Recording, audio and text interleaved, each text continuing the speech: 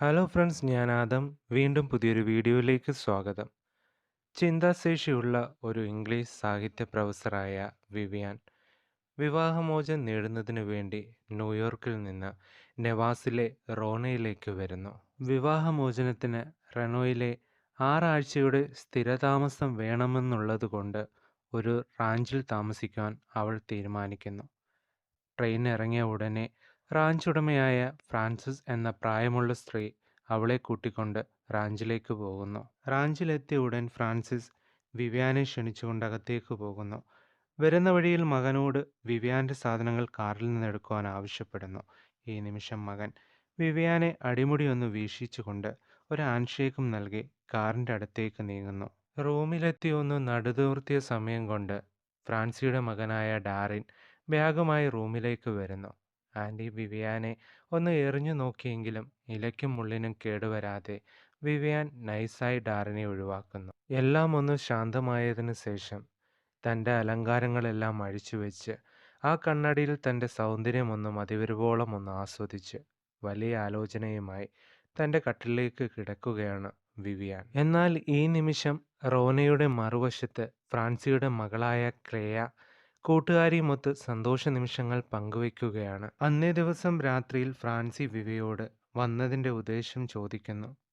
ഒരു കള്ളം പറഞ്ഞ് വിവിയാൻ ആ ചോദ്യത്തിൽ നിന്ന് രക്ഷപ്പെടുന്നു. അതിൻ്റെ ഫലമായി ഫ്രാൻസിയുടെ നിർദ്ദേശപ്രകാരം രാവിലെ ക്ലേയെ കാണുവാൻ വേണ്ടി വിവിയാൻ പോകുന്നു. വാതിൽ തുറന്ന് കേയ വിവിയാനെ അകത്തേക്ക് ക്ഷണിക്കുന്നു. വിശേഷങ്ങൾ ചോദിച്ചറിയുന്നു. ഈ സമയം കൊണ്ട് വീട്ടിലെ വസ്തുക്കൾ വിവിയാൻ നോക്കുന്നു. പെട്ടെന്ന് നോട്ടം ബെഡ്റൂമിലേക്ക്. കട്ടിലിൽ വിവസ്ത്രയായി കിടക്കുന്ന പെൺകുട്ടിയെ കണ്ട് പെട്ടെന്ന് മുഖം ചുളുക്കി ധൃതി അഭിനയിച്ചു വിവിയാൻ കെയുടെ വീട്ടിൽ നിന്ന് പോകുന്നു. കെ ഒന്നും ആലോചിക്കുവാൻ നിന്നില്ല. പെട്ടെന്ന് തന്നെ വിവിയാൻ താമസിക്കുന്ന സ്ഥലത്തേക്ക് തൻ്റെ കൂട്ടുകാരിയും കൂട്ടിപ്പോകുന്നു.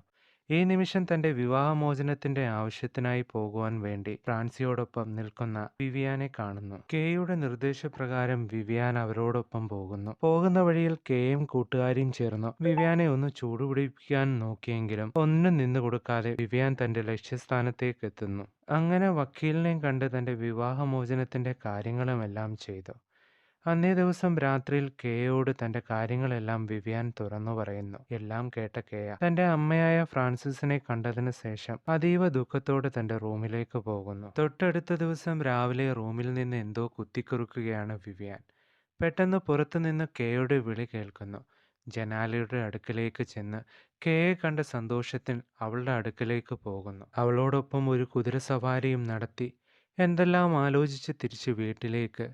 രാത്രിയായപ്പോൾ കെയ പട്ടണത്തിലേക്ക് തൻ്റെ കൂട്ടുകാരിയുമൊത്ത് രതിസുഖങ്ങൾ ആർമാദിച്ച് അടുത്ത ദിവസം വിവിയാനോടൊപ്പം രാവിലെ അവൾ പുറത്തേക്ക് പോകുന്നു. വിവിയാൻ്റെ പഴഞ്ച രീതികളെല്ലാം മാറ്റി അവളെ അതീവ സുന്ദരിയാക്കുവാൻ കെയ ശ്രമിക്കുന്നു. എല്ലാത്തിനും ശേഷം വിവിയാനെ കൊണ്ട് അവളുടെ കൂട്ടുകാരിയുടെ അടുക്കിലേക്ക് പോകുന്നു. അവരുടെ സംസാരത്തിൻ്റെ ഇടയിലേക്ക് കെയുടെ ബോയ്ഫ്രണ്ട് കടന്നു വരുന്നു. ഏറെ നേരത്തെ സംസാരത്തിനൊടുവിൽ കെയും വിവിയാനും മാത്രം അവശേഷിക്കുന്നു. ഒന്നും പറയുവാനില്ലാതെ കണ്ണുകൾ തമ്മിൽ കൂട്ടുമുട്ടിയ സമയം അവർ വീട്ടിലേക്ക് വരുന്നു. വീട്ടിലെത്തിയ അവർ അതിവേഗം വിവിയാൻ ഉറക്കം നടിച്ചു കിടക്കുന്നു, കെയുടെ വരവും പ്രതീക്ഷിച്ച്. അടുത്ത ദിവസം രാവിലെ ഫ്രാൻസി വിവിയാനും തൻ്റെ കുടുംബാംഗങ്ങളോടൊപ്പം ആഹാരം കഴിക്കുകയാണ്. ഈ സമയം ഇന്നലെ രാത്രിയിലെ സംഭവത്തിൽ കെയ അതീവ ദേഷ്യത്തിലാണ്. പെട്ടെന്ന് അമ്മയുടെ സംസാരം ഇഷ്ടപ്പെടാതെ അവിടെ നിന്ന് എണ്ണിച്ചു പോകുന്നു. കെയ പോയതിനു പിന്നാലെ വിവിയാനും അവിടെ നിന്ന് വീട്ടിൻ്റെ വെളിയിലേക്ക് പോകുന്നു. പുറകെ ഫ്രാൻസിയുടെ മകനായ ഡാരനും വരുന്നു. കുറച്ചു നേരത്തെ സംസാരവും നടത്തത്തിനും വേണ്ടി വിവിയാനെ ഡാരൻ ക്ഷണിക്കുന്നു. ഒരു മടിയും കൂടാതെ ആൻറ്റി വിവിയാൻ്റെ ക്ഷണം സന്തോഷത്തോടെ ഡാരൻ സ്വീകരിക്കുന്നു. പിന്നീട് ഒരു ദിവസം ഫ്രാൻസിയും കുടുംബവും ഒരു പാർട്ടിയിൽ പങ്കെടുക്കുന്നു. കെയെ പെട്ടെന്ന് തൻ്റെ കാമുകൻ ഡാൻസ് കളിക്കുവാൻ ക്ഷണിക്കുന്നു. ഈ നിമിഷം വിവിയാൻ്റെ മുഖം ആകെ അസ്വസ്ഥമാകുന്നത് മനസ്സിലാക്കിയ കെയ നൈസായി കാമുകനെയും അമ്മയെയും പറ്റിച്ചു വിവിയാനോടൊപ്പം കാറിൽ മറ്റൊരു സ്ഥലത്തേക്ക് പോകുന്നു. എത്തിയ ഉടനെ വിവിയാൻ്റെ അടുത്ത് കെയ മനസ്സ് തുറക്കുന്നു. പക്ഷേ പല കാര്യങ്ങൾ കൊണ്ട് വിവിയാൻ അത് ഒഴിവാക്കുന്നു. തിരികെ കാറിൽ വന്നിരിക്കുന്നു. പക്ഷേ വിടാതെ കെയ അവസാനം ഒരു നിവൃത്തിയുമില്ലാതെ കെയോടുള്ള ഇഷ്ടം വിവിയാൻ തുറന്നു പറയുന്നു. സ്നേഹപ്രകടനങ്ങൾക്കൊടുവിൽ തിരികെ അവർ വീട്ടിൻ്റെ വെളിയിൽ അതീവ ദേഷ്യത്തോടെ ഫ്രാൻസി കാത്തു നിൽക്കുകയാണ്. വിവാഹമോചനത്തിൻ്റെ കാര്യം ഫ്രാൻസി അറിയുന്നു. അത് വലിയ ഒരു പാപമാണെന്ന് വിശ്വസിക്കുന്ന ഫ്രാൻസി വിവിയാനെ തൻ്റെ റാഞ്ചിൽ നിന്ന് പുറത്താക്കുന്നു. ഈ സമയം മകനായ ഡാരൻ ആൻറ്റി വിവിയാനെ സഹായിക്കാൻ വേണ്ടി അവളെ കൂട്ടി ഒരു ഹോട്ടലിലാക്കുന്നു. ഈ സമയം ഒന്നും ചെയ്യാൻ പറ്റാതെ കെയ അമ്മയോട് സംസാരിച്ചെങ്കിലും ഒരു ഫലവും ഉണ്ടായില്ല. ഹോട്ടലിലെത്തിയ വിവിയാൻ തൻ്റെ ജീവിതത്തിലെ ഇന്ന് നടന്ന നല്ല കാര്യങ്ങളും വിഷമകാര്യങ്ങളും തൻ്റെ ഡയറിയിൽ കുറിക്കുകയാണ്. ഈ സമയം ഹോട്ടലിലേക്ക് കെയ വരുന്നു. വിവിയാനെ സമാധാനപ്പെടുത്തുവാനും അമ്മ ചെയ്തതിന് ക്ഷമ ചോദിക്കുകയും ചെയ്യുന്നു. പക്ഷേ ഒന്നിനും വിവിയാൻ തയ്യാറാകുന്നില്ല. വളരെയധികം കഷ്ടപ്പെട്ട് അതീവ ദേഷ്യത്തിലായ വിവിയാനെ കെയ കീഴ്പ്പെടുത്തുന്നു.